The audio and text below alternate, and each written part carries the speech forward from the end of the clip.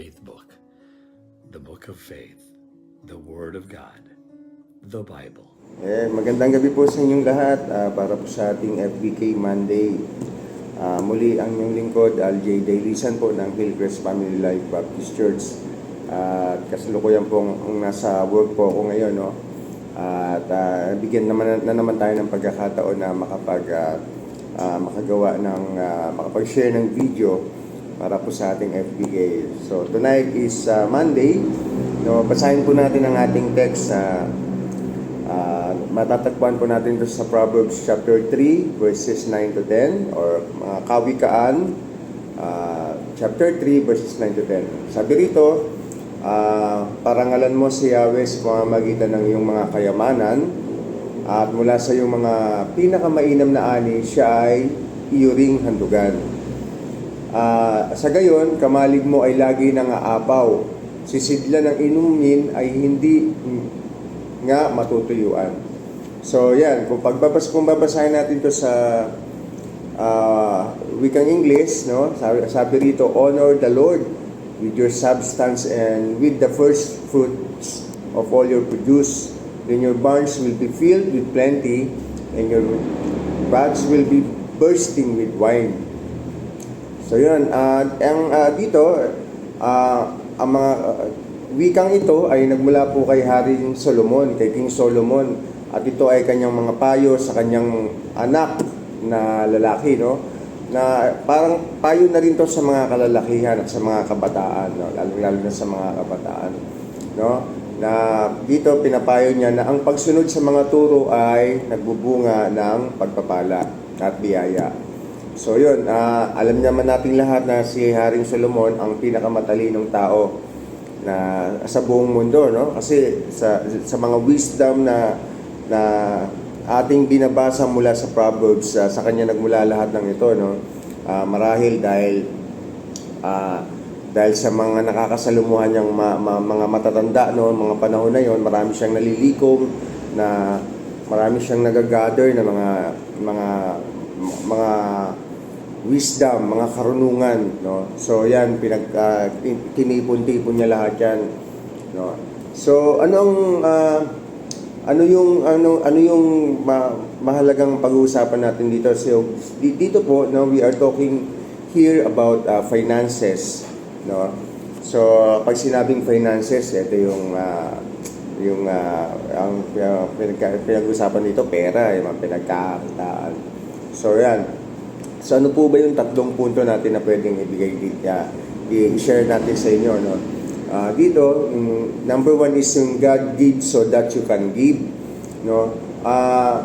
Doon sa sa hindi mag-uutos ang Diyos na tayo ay magbigay kung alam niyang wala tayong pagkukunan, no? Kung ulitin natin yung di ba? Sabi rito ay parangalan mo si Yahweh sa pamamagitan ng iyong mga kayamanan at mula sa iyong mga pinakamainam na ani siya ay iyuring handugan. Kung sa wikang English yung ginamit na pinakamainam na ani, yung tinatawag na first fruit, no? Yung unang bunga. Sa gayon daw, kamalig mo ay lagi nangaapaw. Sisidla ng inumin ay hindi nga matutuyan. Ayan, God gives so that you can give. Hindi alam ng Diyos siya na hindi siya mag-uutos na kung alam niyang wala naman tayong may bibigay. Kung kaya sa kanya nagmumula lahat, siya yung nagpo-provide talaga. So meron tayong mapagkukunan ng ating ibibigay. Yan. Tapos kaya nga meron tayong mga resources, di ba? Meron tayong, katulad ko, meron akong trabaho, meron akong pinagkukunan, meron din akong maibibigay, no? Halimbawa, meron din naman sa mga negosyo, yung mga napagtatagumpay ang negosyo, no? Saan ba nanggagaling yan? Kundi sa Panginoon din naman yan. Lahat yan ay nagmula sa Kanya.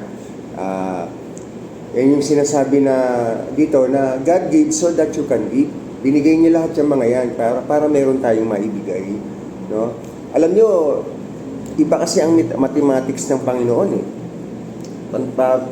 Isipin yung mabuti, no? Bibigay niya, ako magtatrabaho, susweldo ako ng may kaukulang bayad, no, sa mga ginawa ko sa trabaho, then ang ibabalik ko sa kanya yung portion na gusto kong ibigay.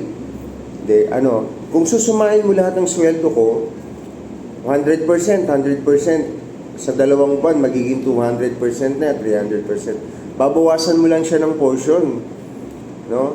Yung portion na para sa Panginoon. Pero mas malaki pa rin yung matitira sa iyo, di ba? So, yun yung ibig sabihin, no? God gives so that you can give, no? Pangalawang punto ko rito, yung every blessing is a test, no? Since na pinag-uusapan natin dito yung yung financial, no? So, sabihin na natin every money or every coin, kahit barya pa yan, kahit isang kusing pa yan, kapag binigay sa'yo, laging isipin natin na ito ay test sa atin. Yung every money, every coins ay lahat ng napupunta sa atin, isipin natin na yun ay ini-examine tayo ng Panginoon, no? So, alam niyo na ibig sabihin, no? Sa karamihan, masyadong malaking issue sa kanila yung pagbibigay ng ikapu, no? Maraming mga churches ayan ang ginagamit para mamuhi yung isang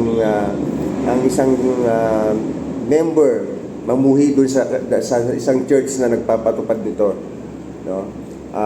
Yan ang ginagamit nilang panlaban. Pero kung iisipin mo, kung ikaw ay fully transform na, at nagbunga ang transformation sa iyo, sa totoo lang, higit pa sa 10% ang may bibigay mo eh. Isipin niyo na lang po yung istorya ni Zacchaeus, di ba? Isa siyang makasalanan, isa siyang ganit sa pera, isa siyang mandaraya, di ba? Pero nung tinanggap niya si Kristo, biglang yung transformation sa kanya iba, di ba? Sabi niya doon, di ba? Ibabalik niya lahat eh, di ba? Doon sa mga nadaya niya, ibabalik niya pa nga ng doble-doble. So, doon binalik niya ng buo, di ba? Sa kanya buong buo, sa hinihingi lang sa atin na 10% lamang, no? Kung ngayon, kung mas maluwag sa loob mo yung mahigit sa 10%, mas maganda. Diba? Kasi sinabi naman doon, kung magbibigay ka, be a cheerful leader. Huwag kang magbibigay ng mabigat sa loob mo. Kasi hindi maganda para sa Panginoon yun. No? Even doon sa istorya ni Barnabas, diba? He gave his land, no? Para doon sa mga early churches noon, para doon sa mga mananampalataya noon, no? Itinutulong niya, di ba? Sabi ko sa inyo, higit pa sa ikapu, higit pa dun sa sinishare na hinihingi, di ba? Yan. Pangatlong punto ko rito is God is generous to generous people, no? Kahit kailan sa testimonya ko, kahit kailan since nang bata ako, kasi tinuruan ako ng magulang ko, lalo ng nanay ko, no? Ang huwag maging madamot. Kasi pinapakita niya sa akin kung gaano siya ka-generous doon sa mga nangangailangan. So yun na, at parang natutunan ko din yun. Kaya mula noon, parang hindi ko naranasan ng magutom kahit ang pamilya ko. Ibig sabihin, hindi kami dumating sa punto na walang-wala kami, yung wala kaming makain, yung manghihingi kami sa kung kanina. Hindi kami dumating sa puntong gano'n. Marahil ay dahil na rin siguro dun sa epekto ng hindi nagdadamot, no? Ayan, hindi po namin naranasan talaga. Isang may illustrate ko sa inyo, no, yung kung natatandaan po niyo yung palad. Madalas ko tong gamitin to sa illustration na to, no, pagdating sa mga ganitong sermon, yung ganitong topic. Kapag bumubuhos yung buhangin, saluin mo lang ng bukas palad, mas marami kang makukuha. Tapos yung lumalampas dyan, yung bumabagsak pababa, yun yung mga binibigay mo sa iba. Mas marami pa rin yung natitira sa iyo kasi nakasahod yung palad mo. Pero yung lumalabas dun sa palad mo, lumalampas, yun yung mga ibinibigay mo. Mas marami pa rin yung nasa iyo. No? Subukan mong takutin yung mga lumalagpak ng buhangin, ganunin mo. Magbubulwakan yan, lalabas yan sa mga butas-butas ng yung palad. Kukunti yung matitira sa'yo. Yan. Dahil masyado kang greedy, dahil masyado mong pinagdadamot. Yan. Subukan mo lang kahit sa bigas, takutin mo yung bigas ninyo, ganyan. Kukunti lang yung makukuha sa loob ng palad mo, iipitin mo, tatago mo, yung pera mo, ganyan. Ganyan ang mangyayari. Kasi lalabas yan dito sa mga butas-butas. Yan. Hayaan mo lang siya nakaganyan. Tatanggapin mo ng tatanggapin yung mga pagpapala. No? Tapos lalabas lang yung iba dyan. Nakalagay dyan, di ba? God is generous to generous people. So yun, napakahalaga ng ating tinatalakay ngayon, no? Tinuturoan tayong maging mapagbigay, no? Yan. Na yung pagsunod na sa turo na yan ni Haring Solomon ay tunay nga naman na nagbubunga ng pagpapala. Yan.